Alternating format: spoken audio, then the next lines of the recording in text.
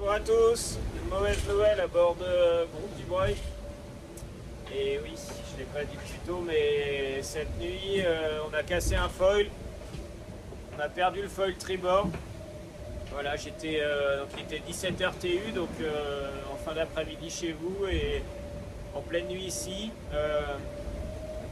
Et j'étais en train de dormir quand le bateau est parti au tas d'un coup et ça m'a réveillé. Je suis allé dans le cockpit, redresser le bateau, choquer les écoutes et j'ai très vite senti aux sensations que quelque chose clochait. Le bateau répondait plus tout à fait de la même manière et très vite j'ai compris qu'il s'agissait du foil. Alors au début je croyais qu'il était juste remonté, que c'était le bout de descente qui était cassé, mais non, c'était pas ça. Donc j'ai été vérifié sur le pont et en fait le foil était cassé au niveau du coude, c'est-à-dire la partie la plus courbée du foil, qui est la plus profonde aussi et qui tient le type. Et je saurais pas l'expliquer. Alors à mon habitude j'avais mes bouchons d'oreille. Est-ce que j'ai tapé un petit objet tout au bout du foil et le foil avait, je sais pas, et ça a emporté le foil, j'en ai aucune idée. En tout cas, j'ai rien senti de flagrant, donc je saurais pas réellement l'expliquer.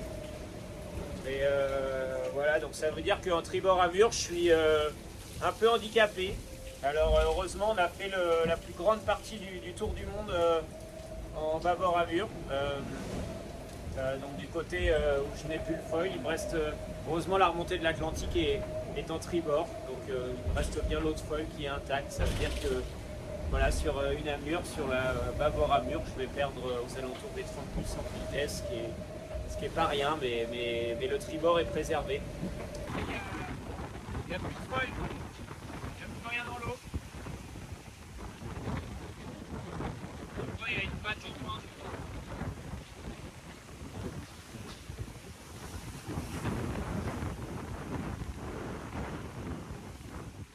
Du coup, sans cet appendice, le bateau est complètement différent puisqu'il donnait du couple de redressement au bateau, donc de la puissance, il lui permettait de rester à plat. Et maintenant, c'est un bateau complètement différent.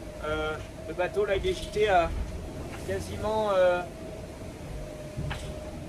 il est à plus de 20 degrés de gîte et on n'a pas l'habitude de naviguer à ces gîtes-là sur des foilers.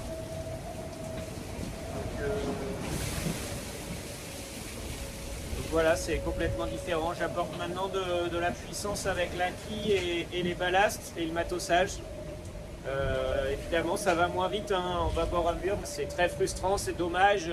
En plus, je voyais Charlie s'éloigner et pour autant, voilà, j'ai pu rester raisonnable jusqu'au bout et c'était pile poil au moment où j'ai voulu commencer à faire redémarrer un petit peu le bateau pour reprendre un petit peu de vitesse. Les conditions de mer commençaient à le permettre et voilà, c'est comme ça. C'est vraiment très dur à encaisser, hein, je vous l'avoue, en parler me déplaît énormément. C'est dur pour tout le monde et heureusement j'ai le soutien de mon partenaire, le groupe Dubreuil et ma famille et de mon équipe, mais voilà, c'est assez raidasse quand même. En tout cas, la course n'est pas finie, hein. Je vais aller au bout. J'arrive à contenir l'avance que j'ai sur le reste de la flotte pour le moment. Je suis sûr que le Vendée Globe nous réservera encore bien de belles surprises, ça fait partie de l'aventure. Voilà, en tout cas, j'ai le soleil. Et déjà, ça fait déjà plaisir quand même. On va quitter l'Indien sous peu et tellement déçu.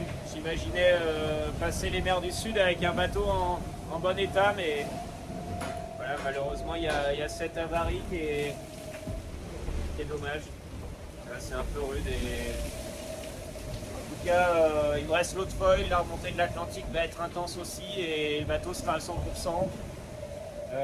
J'espère que le Pacifique nous offrira un petit peu de tribord à mur pour pouvoir faire parler un peu la machine.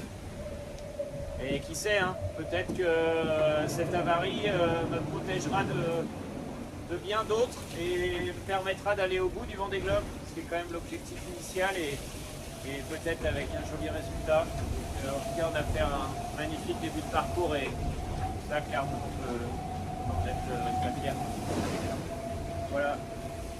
Allez, merci à tous. Bon ben voilà. J'ai pris un grain à 75, la voile a explosé, elle est en dessous et tout là, c'est le bordel. Là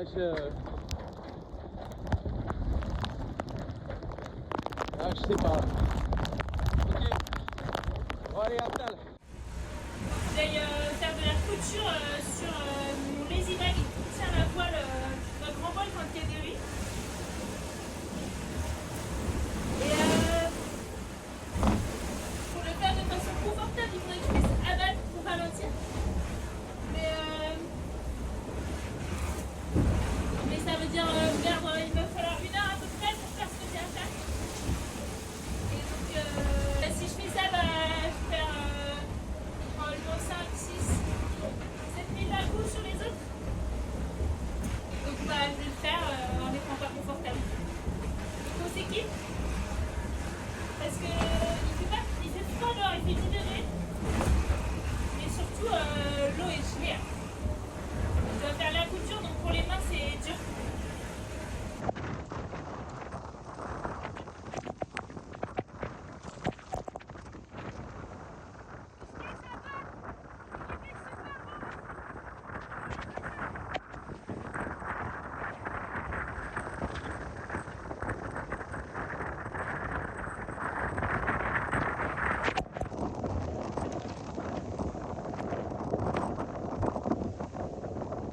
Le mieux sur le Vendée Globe, c'est quand même le voyage, c'est-à-dire qu'on a l'occasion de voir des paysages vraiment extraordinaires.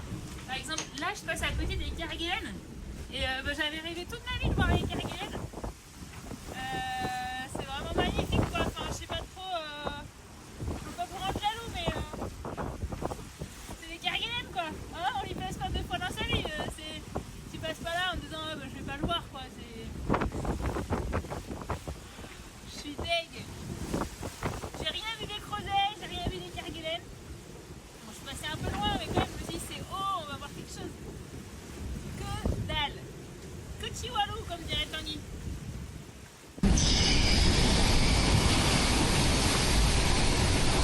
That's going to be a nice cut there.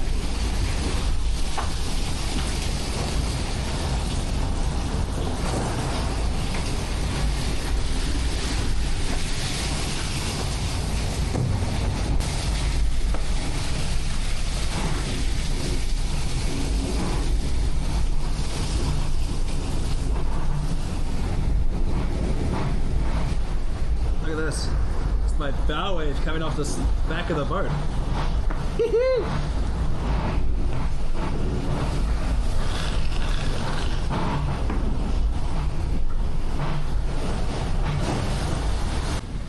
Wow, what a beautiful day! Look at this! Sun in the Southern Ocean. It is beautiful. We've got the good configuration of sails, so the fractional Jenica and one reef in the main. It's blowing 25 to 30 knots. In a little bit of a lull at the moment, but this way I can come out of my my little shower curtain. It's like being born every time I come out of here. But yeah, I just wanted to show you that it's beautiful and sunny and wonderful sometimes too. And so wishing all of you a very, very happy Sunday for those of you that are on Sunday. And yeah, have a great time, because I am.